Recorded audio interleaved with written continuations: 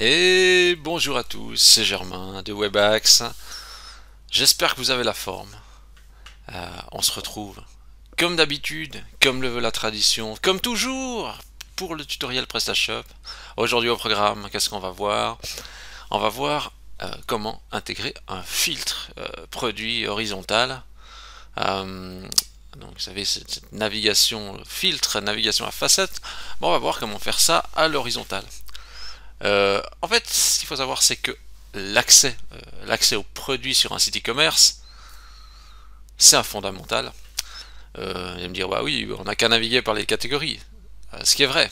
Euh, les catégories, c'est un chemin, mais en fait, on a essayé de faire le chemin le plus rapide vers les produits, le plus accessible et le plus simple pour que justement l'internaute puisse trouver le bon produit rapidement. Chez les petits e-commerçants, je dois dire que on voit assez, genre j'allais pas dire rarement le filtre à facettes, mais la notion de filtre, elle est chez les grosses structures, elle est des fois chez les commerçants qui n'ont pas beaucoup de produits, mais en fait il y a quand même une contrainte avec ce filtre à facettes, c'est que pour l'utiliser, il faut qu'il y ait suffisamment de données agrégées dans le produit. Il faut qu'il y ait des caractéristiques notamment pour justement que le filtre puisse être actif. D'ailleurs, si vous n'avez pas de filtre sur votre boutique et que vous avez beaucoup de produits, il faudrait peut-être faire une réflexion sur peut-être déjà juste l'activer pour voir les fonctionnalités du filtre de base qu'il peut vous proposer, notamment sur les marques, sur la réglette des prix. Ça, c'est des choses qui sont standards, donc vous n'avez pas besoin d'ajouter des données en plus. Par contre, c'est vrai que suivant les thématiques, peut être important d'avoir, enfin peut être intéressant d'avoir des filtres supplémentaires liés à votre produit. Du style, je sais pas, si vous filtrez sur par exemple des pièces détachées de moto, vous aimeriez peut-être pouvoir filtrer sur l'année, la compatibilité, sur différents critères liés à la thématique. Voilà. De plus en plus, sur les boutiques en ligne, je vois que le filtre n'est pas rangé sur la gauche comme c'est le cas sur PrestaShop, mais plutôt sur le centre, en haut sur le centre, au milieu. Et certainement parce que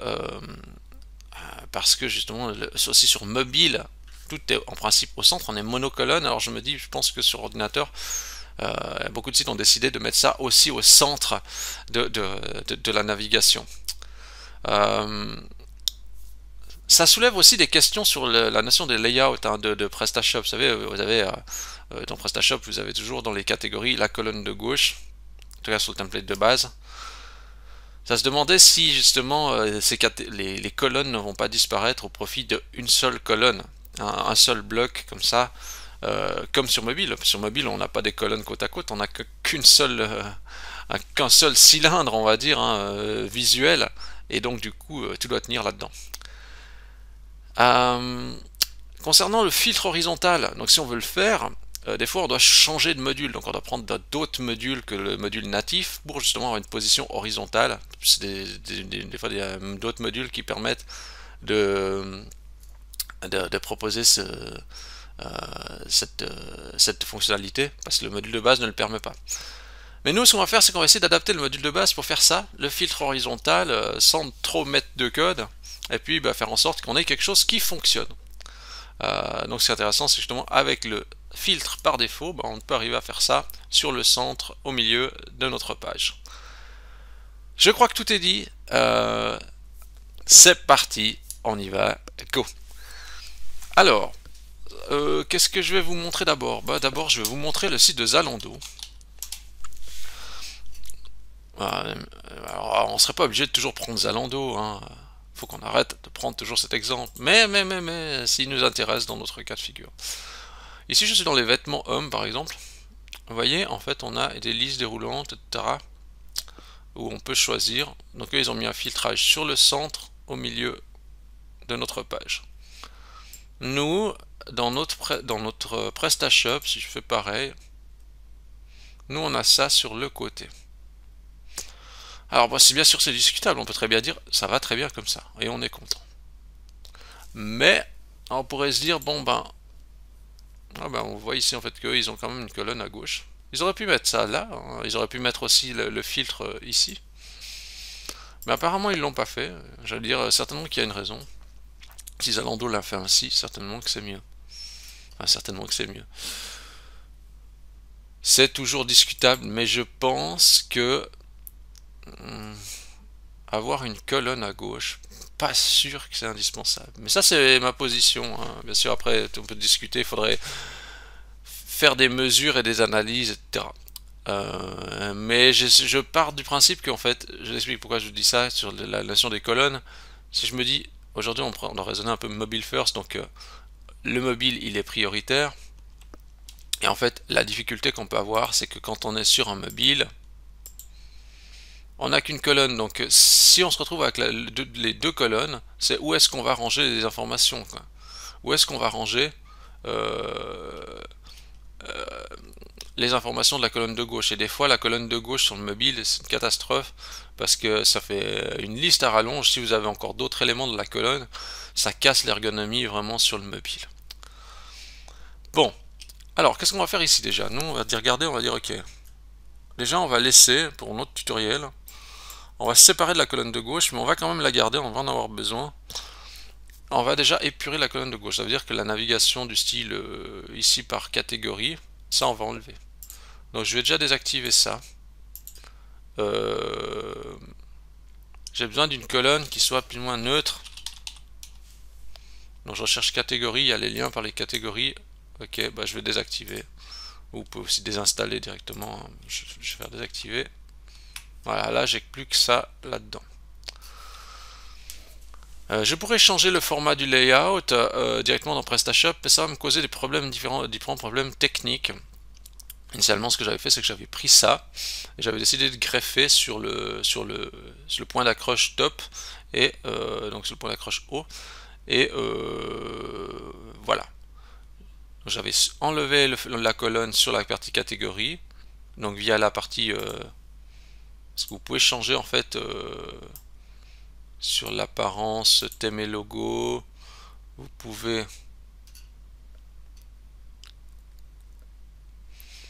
voilà, ça mouline.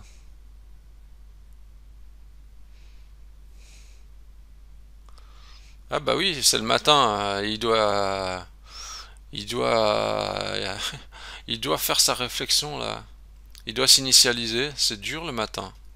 Voilà, ça va mieux. Là, vous pouvez choisir justement la disposition de vos pages. Et il y a choisir la mise en page. Et là, vous avez justement, vous pouvez dire, ok, sur la partie catégorie, on peut dire par exemple si on veut deux colonnes ou une colonne. Alors moi, j'avais mis au début une seule, mais ça me cause problème après techniquement pour faire ce qu'on veut faire. Donc on va pas utiliser cette méthode, hein.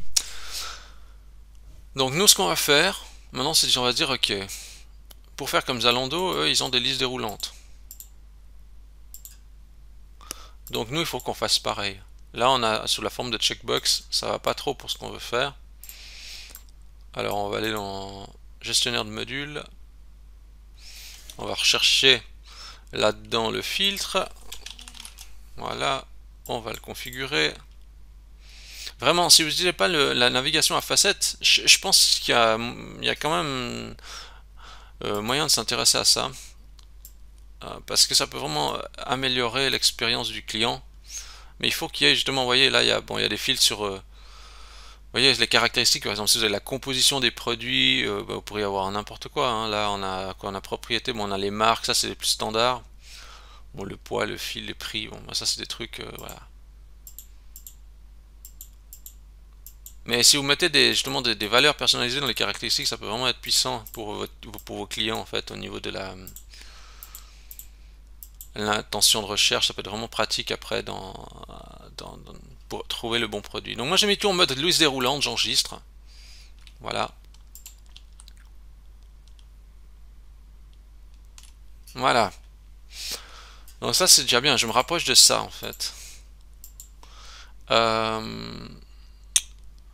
Maintenant, ce que je dois faire, c'est qu'il faut que je déplace ça plutôt ici. Et comme c'est problématique avec la gestion des hooks, etc., je dois gérer aussi après la compatibilité sur mobile, bah, c'est un peu problématique pour faire ça. Donc je vais utiliser une petite astuce. Ce que je vais faire, c'est que je vais aller déjà dans mon thème. Je vais aller dans mon PrestaShop, thème classique, asset, CSS, JS. Alors dans le dossier JS, là il n'y a pas de... Normalement il y avait un fichier qui s'appelait custom.js. C'est pour des règles JavaScript personnalisées. Et là il n'est pas là. C'est dans la nouvelle installation de mon PrestaShop, il n'y avait pas le fichier. Il me semble qu'à l'époque il y était. Alors je le crée, custom.js. Voilà. Fichier custom.js là-dedans. Moi je vais vous donner de toute façon les sources. Hein. Là, j'ai préparé le tuto. Donc je vais ouvrir mon fichier custom.js que j'ai déjà créé. Je vais prendre ce bout de code, je vais le mettre là-dedans. Qu'est-ce que ça dit le truc? Alors ça dit, lorsque JavaScript, enfin lorsque jQuery est en place, donc ça veut dire lorsque la page est chargée et tout est correct, et que l'écran fait plus de 768, ou est plus grand ou égal à 768 pixels de large, ça veut dire qu'il faut que l'écran soit au moins dans la résolution comme ça. Parce qu'en dessous de ça, regardez, là je suis en mode mobile, en 768 je suis en mode ordinateur, enfin en mode tablette verticale, mais c'est un peu le format ordi classique quoi. Donc moi ce que je dis c'est, lorsque je suis à 768, donc si on veut format 2 colonnes dans les catégories, je regarde déjà si le filtre, je trouve le filtre, parce qu'en fait si on veut cet élément là, il s'appelle search filter wrapper, voilà, il est là. Et ben je dis si le filtre est là, qu'est-ce que je fais? Je prends ce filtre et je vais le déplacer avant le bloc product. Ça veut dire que je vais déplacer ça avant, dans mon code source, avant ça, avant la zone ici. C'est ça que je dis avec cette ligne, hein. Déplace le filtre avant ça. Puis là j'ai mis une règle CSS display block, ça veut dire affiche bien le bloc en fait. Je vais vous expliquer pourquoi après je fais ça. Cette ligne, je reviendrai plus tard. Je vais recharger ma page. Donc assurez-vous bien sûr que vos caches sont bien désactivés. Donc dans paramètres avancés performance, assurez-vous que tous vos caches sont mis à non. Voilà. Donc ça veut dire ici le cache à non et les 3 caches là à non. Là moi j'appuie sur la touche F12 de mon clavier pour avoir la console, enfin pour avoir l'environnement de développement. Je vais dans l'onglet Network, je regarde que Disable Cache est bien désactivé et je charge ma page. Ça me permet de bien visualiser mon contenu. Voilà, alors mon filtre il est venu au centre, donc ça fait exactement ce que je veux. Le problème c'est que maintenant c'est esthétique, parce que c'est vrai qu'entre ça et ça c'est pas tout à fait pareil. Donc qu'est-ce que je vais faire, c'est que je vais m'appuyer sur un autre fichier, un custom CSS.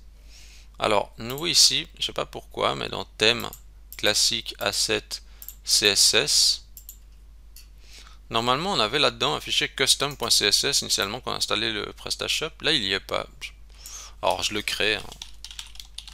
Custom.css, donc dans thème classique asset, thème classique asset CSS, je crée mon custom.css. Voilà. Et je vais ajouter des règles donc, que j'ai déjà préparées. Hop. Donc j'ai créé des règles ici. Et que disent ces règles? Alors là je dis, voilà. Justement, si ça fait au moins 768 pixels de large, donc ça veut dire si on est dans un mode comme ça d'affichage, ou si on est dans un mode dire au minimum dans un mode d'affichage comme ça. Donc on voit là, il y a, vous voyez, on voit qu'il y a ces filtres hein, dans cette résolution. Donc si au minimum on est dans ce type de résolution,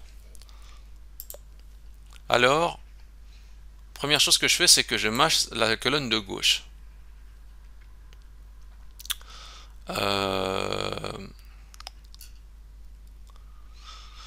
Je masque la colonne de gauche. Donc ça veut dire que ici, parce qu'on voit si on regarde ici. Là, j'ai pas encore rechargé ma page, hein. Je vais voir ici, vous allez voir, il y a la colonne de gauche. Vous voyez, la colonne de gauche, elle est encore là, hein. Elle est toujours là, il n'y a rien dedans, mais elle est là. Donc je vais masquer cette colonne. Et je vais élargir le bloc central de 100%. Donc ça veut dire que je vais m'arranger pour que ce bloc-là fasse 100% de largeur. Je vais... et là, je vais, on va dire, mettre en forme un peu plus les blocs. Ça veut dire que je vais dire que chaque filtre fera 20% de la largeur. Donc ça veut dire qu'il y en aura à peu près 5 par ligne. C'est ce que j'ai mis. Donc je veux que ça, il y en ait 5 par ligne. Ici, ils en ont mis plus. Voilà. Sans plus attendre, je recharge ma page avec ces nouvelles règles. Et voilà. Hop, hop, hop, hop. On est quand même assez proche de ça. Alors j'aurais pu aller plus loin. Vous savez que j'ai pas voulu pousser plus loin parce que ça m'aurait demandé un peu plus de temps, de recherche, et puis voilà.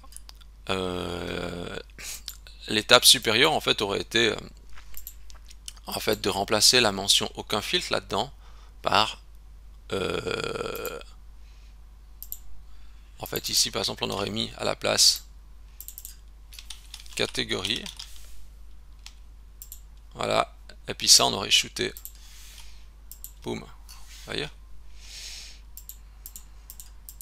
Ça c'est pas mal parce que comme c'est ce qu'ils ont fait, ça permet d'éviter d'avoir un emplacement pour le label, vous voyez, c'est intelligent comme manière de faire. Mais après peut-être ça va donner d'autres problèmes à résoudre, vous allez voir. Et je vais juste tester alors cette méthode. Donc si je teste ce mécanisme, hein, si je mets sur l'iPad vertical, hein, donc c'est tout étroit, ben vous voyez, ça reste tout à fait exploitable. Donc c'est vraiment, je pense, c'est intéressant comme mécanisme. J'allais dire je veux me faire peur parce que j'ai pas testé en plus, je sais pas dans ma démo si j'avais testé si le fil fonctionnait quand même. Blanc, ça fonctionne. Filtre actif, j'enlève le filtre, ok.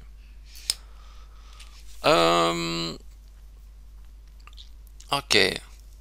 Bah moi ça me plaît bien. Bah, je trouve finalement c'est bah, voilà, on a une seule colonne, on a le filtre au centre. Bah eux ils ont gardé leur colonne là, nous on l'a pas gardé. Voilà, on a une navigation vraiment par le centre avec le filtre. Et si je vais sur une autre catégorie, il se passe quoi? Ah ouais, alors là on a le prix qui se met là. Alors ce petit détail, je pense, je sais pas si je peux changer un truc là, j'allais voir. Facette, facette, facette.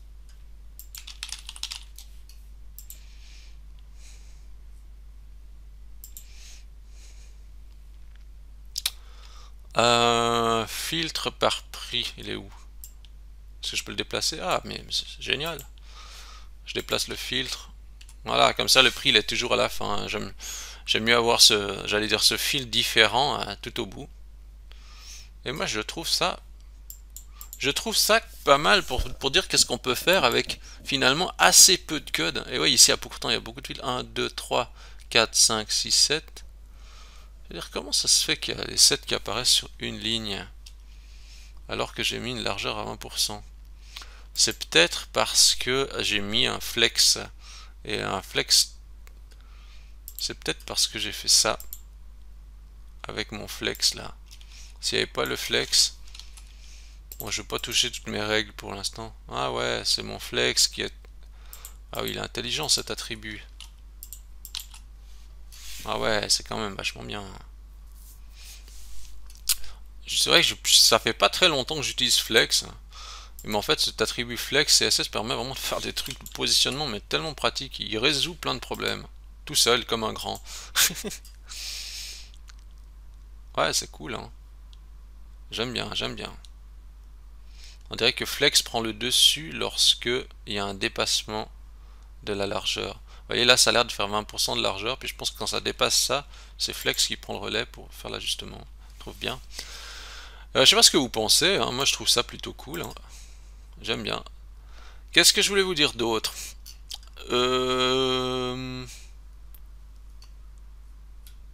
Ah oui, sur mobile. Quand vous allez faire le test sur mobile, je vais mettre quand même une petite mention. Faire attention. Enfin, faire attention de ce point. Imaginons là, vous êtes comme ça. Ouais, je vais mettre comme ça. Je vais prendre là où il y a beaucoup.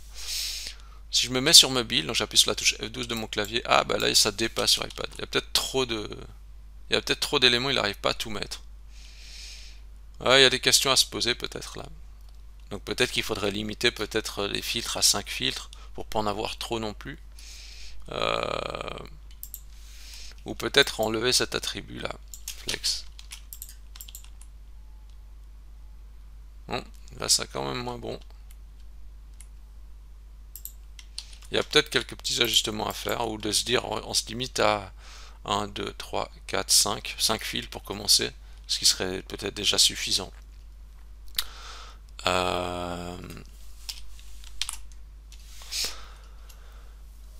Donc, sur mobile, je mets sur mobile.